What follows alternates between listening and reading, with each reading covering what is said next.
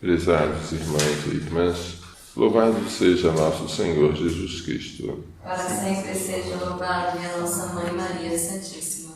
Depois da perseguição e do martírio do ancião Eleazar, vem a perseguição e o martírio de 7 irmãos, que vão morrendo um por um na presença de sua corajosa mãe.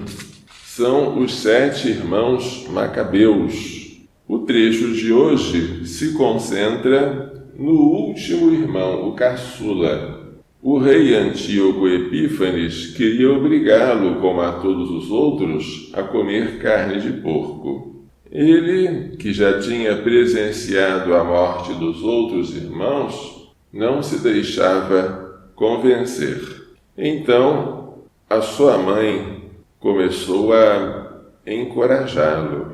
Não sei como aparecestes em minhas entranhas. Não fui eu quem vos deu o Espírito e a vida.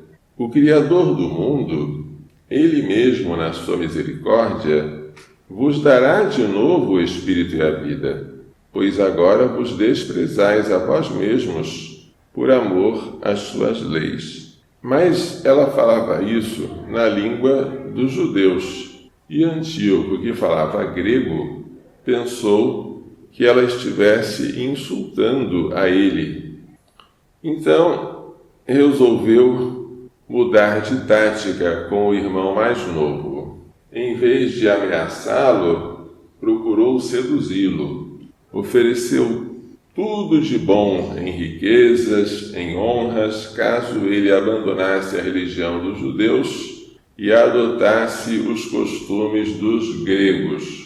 E como o jovem não dava nenhuma atenção ao rei, o rei chamou a sua mãe, pedindo que ela desse uns conselhos ao filho. E como ele insistisse muito, ela aceitou em dar alguns conselhos, mas não foram os conselhos que o rei queria. O conselho da mãe foi que o filho permanecesse firme. Tem compaixão de mim, que te trouxe 9 meses em meu seio e por 3 anos te amamentei. Eu te peço, meu filho, contempla o céu e a terra e observa tudo que neles existe. Não foi de coisas existentes que Deus os fez. Aqui neste versículo fala-se explicitamente que Deus criou o mundo do nada. E que também o gênero humano surgiu da mesma forma. Não tenhas medo desse carrasco. Sê digno de teus irmãos e aceita a morte, a fim de que eu torne a receber-te com eles no tempo da misericórdia. E o rapaz, encorajado pelas palavras de sua mãe, disse: que esperais? Não obedecerei às ordens do rei, mas aos mandamentos da lei dada aos nossos pais por Moisés. E tu que inventaste toda espécie de maldade contra os hebreus, não escaparás das mãos de Deus. E assim também este último morreu. E a mãe presenciou corajosamente a morte de cada um deles. Isso se chama amor. Se ela resolvesse poupar a vida deles através da apostasia, ela, em vez de ajudá-los, estaria corrompendo a eles. Mas como ela, além de amor, possuía fé, ela amou aqueles filhos verdadeiramente, porque a morte não é o pior. O pior é ofender a Deus. O Evangelho apresenta hoje a parábola das minas, contada por São Lucas, bem parecida com a parábola dos talentos, contada por São Mateus. Mas a parábola das minas se baseia num fato histórico. Arquelau, filho de Herodes Grande, aquele que perseguiu o menino Jesus, foi a Roma para receber a realeza, para ser coroado. Mas uma comitiva dos judeus o odiava e foi atrás dele para impedir que ele fosse coroado. É baseado nesse fato histórico que Jesus conta esta parábola. Um homem nobre partiu para um país distante a fim de ser coroado rei e depois voltar. Seus concidadãos o odiavam e enviaram uma embaixada atrás dele, dizendo: não queremos que ele reine sobre nós. Este homem, que foi ser investido da realeza e depois voltar, distribuiu seu dinheiro aos empregados. Não são talentos, são minas. E ele distribui a esses empregados uma mina, uma moeda de prata.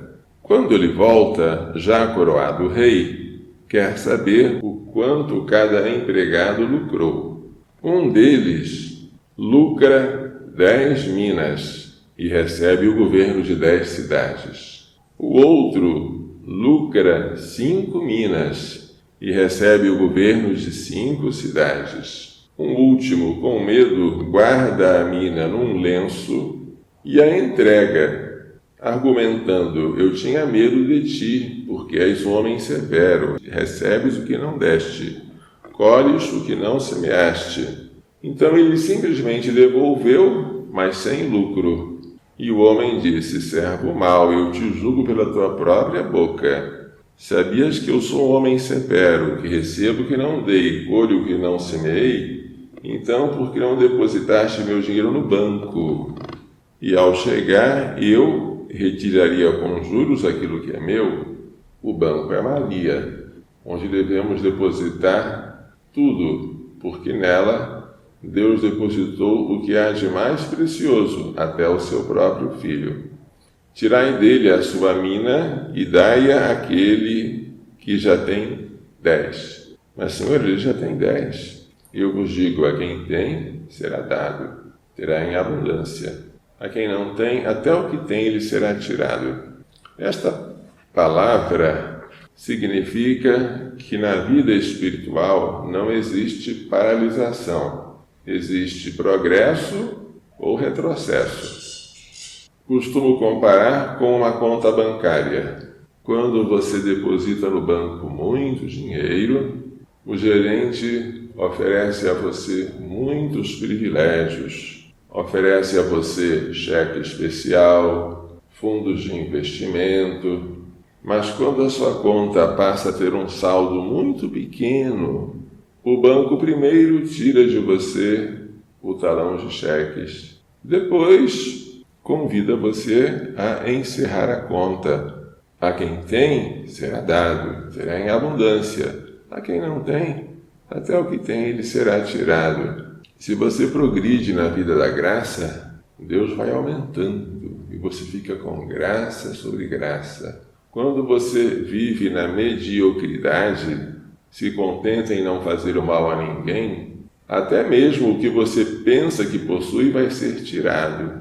E você vai passar a eternidade longe de Deus. Quanto aos inimigos que não queriam que eu reinasse, trazei-os na minha presença e matai-os. Então, Jesus utiliza o fato histórico da viagem de Arquelau a Roma para ilustrar o castigo que haverá sobre aqueles que não aceitam a realeza de Jesus. Não será a morte, antes será a morte eterna, o afastamento completo de Deus. Por quê? Porque eles não queriam que o Senhor reinasse sobre eles.